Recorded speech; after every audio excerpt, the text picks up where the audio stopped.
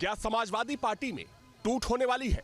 ये सवाल इसलिए उठ रहा है क्योंकि जेल से आजम खान ने एक मैसेज भेजा है और उस मैसेज में आजम खान ने साफ तौर पर कहा है कि जिस तरीके से इंडिया गठबंधन पार्लियामेंट में संभल का मुद्दा उठा रहा है, क्या उसी तरीके से रामपुर का मुद्दा उठाया जाएगा या फिर रामपुर को समाजवादी पार्टी और कांग्रेस भूल चुकी है? इसी मुद्दे पर आज बातचीत करेंगे। इस वक्त मैं हजरतगंज में हूं। लोगों से जानेंगे और समझेंगे कि आखिर आजम खां के इस लेटर को लेकर वे क्या सोचते हैं।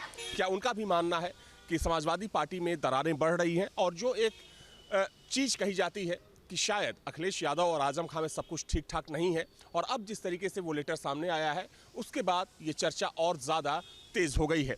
क्या कहेंगे? आपने आजम खां का वो लेटर पढ़ा होगा जिसमें उन्होंने साफ तौर पर कहा कि संभल का मुद्दा उठाया गया, अच्छा है क्योंकि वहाँ पर ज्यादती हुई, लेकिन रामपुर को क्यों भूल गई समाजवादी पार्टी और कांग्रेस?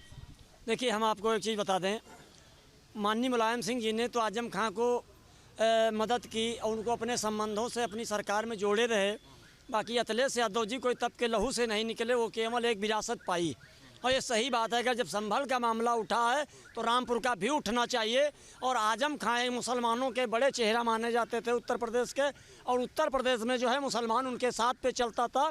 2009 में यही जो है कल्याण सिंह जी को मिला लिया था माननीय मुलायम सिंह जी ने, और जो 23 सीटें आई थी तो माननीय मुलायम सिंह ने मुसलमानों से हाथ जोड़ के माफ़ी मांगा था, और कांग्रेस यहाँ से जो है 22 सीटें जीत के उत्तर प्रदेश से लोकसभा को गई थी।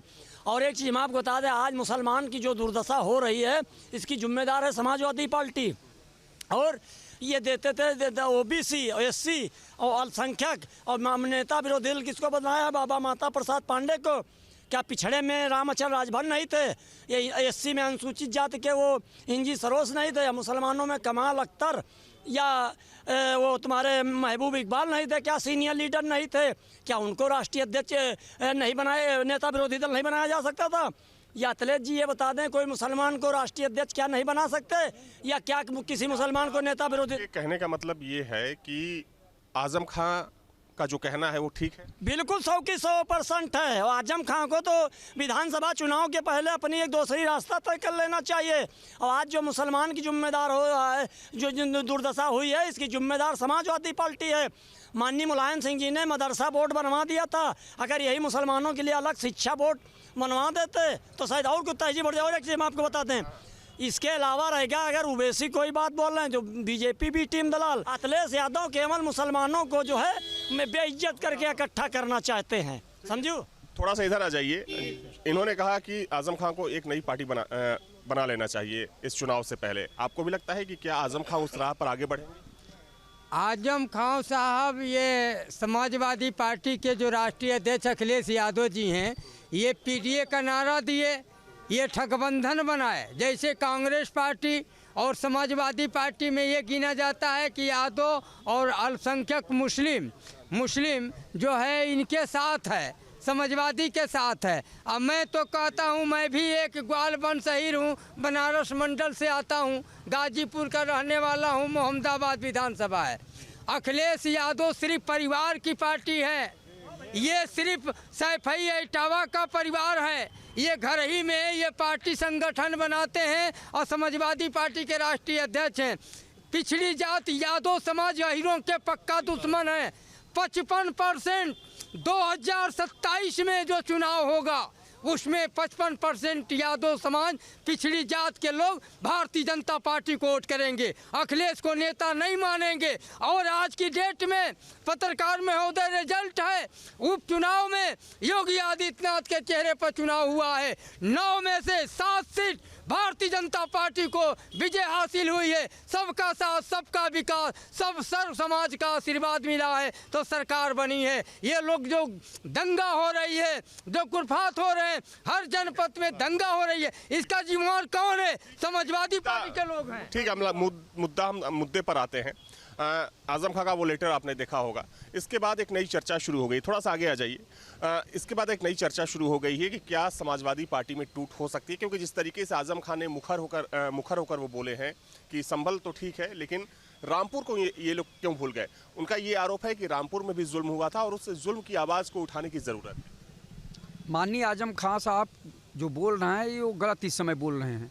माननीय आजम खां साहब मंत्री रहे हैं और बड़े तगड़े मंत्री कहलाते थे, लेकिन जनता की आवाज़ वो भी नहीं सुनते थे उस समय, वो भी बेलगाम हो गए थे। तब वो दिन याद करें आजम खां साहब कि जनता का आपने कितना काम किया है। आज जो समाजवादी पार्टी पे या कांग्रेस पे या इंडिया गठबंधन पे आरोप लगा रहे हैं, इंडिया गठबंधन अपना काम ठीक कर रहा है। और दूसरी बात, आप पेपर में आज आया है कि वो बहुत नाराज़ हैं कि दूसरे मुसलमान को टिकट दे के आपने जितवा लिया, तो अब वो परेशान है। चूँकि आजम खां साहब ये चाहते थे कि जो चाहूँ मैं जो है रामपुर में वही हो, तो ये तो कतई नहीं है, कब तक रहेगा। और वोट मुसलमान वोट जो मिलता है, मुस्लिम वोट जो मिलता है, वो मुलायम सिंह जी के नाम पे मिलता था, स्वर्गीय मुलायम सिंह जी के नाम पे मिलता था, अखिलेश यादव के नाम पे अब दे रहे हैं, समाजवादी पार्टी के नाम पे। आपके कहने का मतलब ये है कि आजम खां जिनको सबसे बड़ा मुस्लिम चेहरा माना जाता है समाजवादी पार्टी का, मुसलमान उनके चेहरे पर वोट नहीं देता है? नहीं, अब नहीं देता है। किसी समय देता था, और समय क्या देता था, जब इनके कारनामे गलत होने लगे,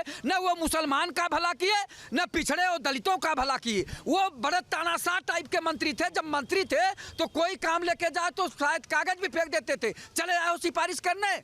और आपने क्या किए वो जनता जान रही है, इसलिए उनके समर्थन में कोई जनता धरना प्रदर्शन नहीं किया। नहीं तो 1500 2000 आदमी तो आता ही, प्रदेश बड़ा है, उनके समर्थन में बहुत लोग आते, लेकिन उन्होंने जनहित का कोई ऐसा काम ही नहीं किया कि जनता उनके साथ हो, चाहे मुस्लिम समाज हो, चाहे हिंदू समाज हो, चाहे पिछड़ा है और दलित समाज हो, कोई भी उनको। मैं यही कहना चाहूँ, भारतीय जनता पार्टी क्या खेल कर रही है कि इधर उधर से कर एक चिट्ठी लिख दो और मैं आपको जो है जमानत पर छोड़ देता हूँ।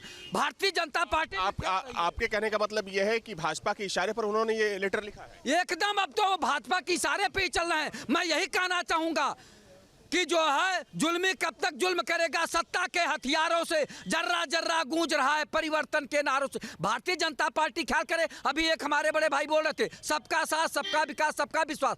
69,000 शिक्षक भर्ती में दलितों और पिछड़ों का जो हक मार लिए, उसका जवाब कौन देगा? भारतीय जनता पार्टी। मुद्दे पर आते हैं, आप क्या कहेंगे इस पूरे मसले को लेकर? जिस तरीके से एक नई चर्चा शुरू हुई है आजम खां को लेकर, आपको लगता है कि समाजवादी पार्टी टूट की तरफ बढ़ रही है? देखिए, भाई साहब ने अभी कहा कि अगर ऐसा ना कर रहे हैं तो वो भारतीय जनता पार्टी उनको छोड़ देगी।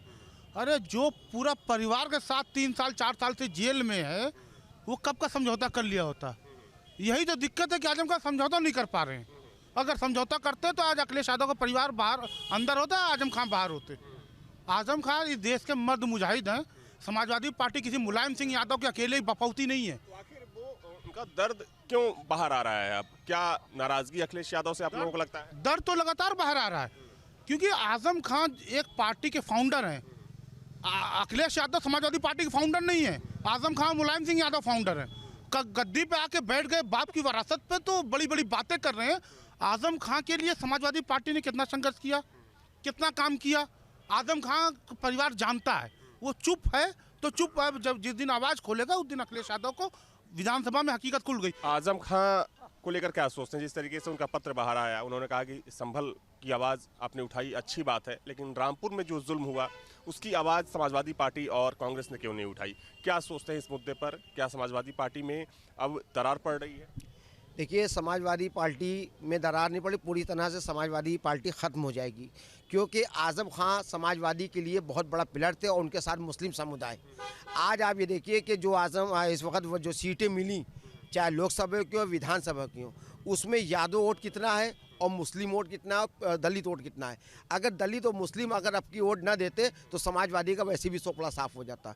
और कितना संघर्ष करेगा, पार्टी में रसमलाई ये लोग खाएं और परेशानियां मुसलमान झेलता है। समाजवादी का लबादा ज़बरदस्ती का हम पे उड़ा करके हमको परेशान किया जाता है। हम तो कहते हैं जनता जागरूक हो जाए और ऐसी पार्टियों से जो अपने आप को ठगा ठगा सा अब तक के महसूस कर रहे हैं, समाजवादी की अब की हमें लग रहा है विदाई हो जाएगी, 27 से पहले ही विदाई हो जाएगी। जी, कुछ बोलना चाह रहे हैं? देखिए, मैं मुस्लिम समाज से हूँ, गुलजार सलमानी मेरा नाम है, सहारनपुर से हूँ।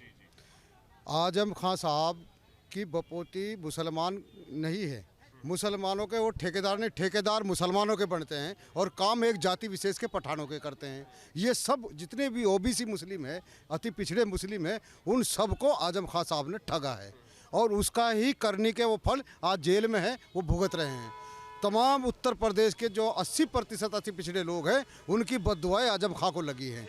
और रही बात उसकी समाजवादी पार्टी में जब से पीडीए चला है उनके अंदर छटपटाहट पैदा हुई। जो मुस्लिम संघी हम कहते हैं उनको, मनुवादी संघी, उन लोगों के अंदर बौखलाहट पैदा हुई है और यही बौखलाहट का नतीजा है कि वो पत्र लिख रहे हैं। अब क्या वो ठेकेदार हैं मुसलमानों के? जब मुसलमानों की ज़मीनें आपने हड़पी, जब मुसलमानों के साथ जुल्म किया, उस वक्त आपको ये मुसलमान याद नहीं आए? आखिरी सवाल आपसे जानना चाहूँगा कि आजम खां के लेटर पर क्या कहना चाहेंगे? जिस तरीके से उन्होंने कहा कि समाजवादी पार्टी और कांग्रेस रामपुर में हुए जुल्म को भूल चुकी है, संभल की घटना वो पार्लियामेंट में उठाती है, लेकिन रामपुर की घटना के बारे में कुछ नहीं बोला जाता। देखिए, अगर ये कह रहे हैं, अगर आजम खां का यह सवाल है, तो वो कभी कभी अपने लोगों को अपनी पीड़ा दिखाने की भी बात आती है। अगर वो चेताए हैं राष्ट्रीय अध्यक्ष जी, तो ये कोई राजनीतिक विषय नहीं है। लेकिन मैंने देखा कि अखिलेश जी हर मौके पहुँचे हैं, हर जगह उनका सुझाव लिया है और उनको जब वो सदन में सरकार विहित उच्च पदों पे उनको रखे इस स्थान पर, तो इस पे केवल ये ध्यान भटकाने वाले लोग हैं अब मुद्दों से, क्योंकि संबल पे अब चर्चा ना हो, मुसलमान के मुसलमान से ही लड़ा दो, ये ध्यान भटका के ऐसे वायरस हैं, इनसे जनता सावधान रहे। तो देखिए, हम चर्चा कर रहे थे आजम खां के उस लेटर को लेकर जिसमें उन्होंने अपना दर्द बयां किया है। उन्होंने कहा है कि संभल की बात तो हो रही है, लेकिन रामपुर में हुए जुल्म को समाजवादी पार्टी भूल गई, कांग्रेस पार्टी भूल गई और इसी लेटर को लेकर अब एक नई बहस छिड़ चुकी है कि क्या अखिलेश यादव और आजम खां में दूरियां बढ़ती जा रही हैं।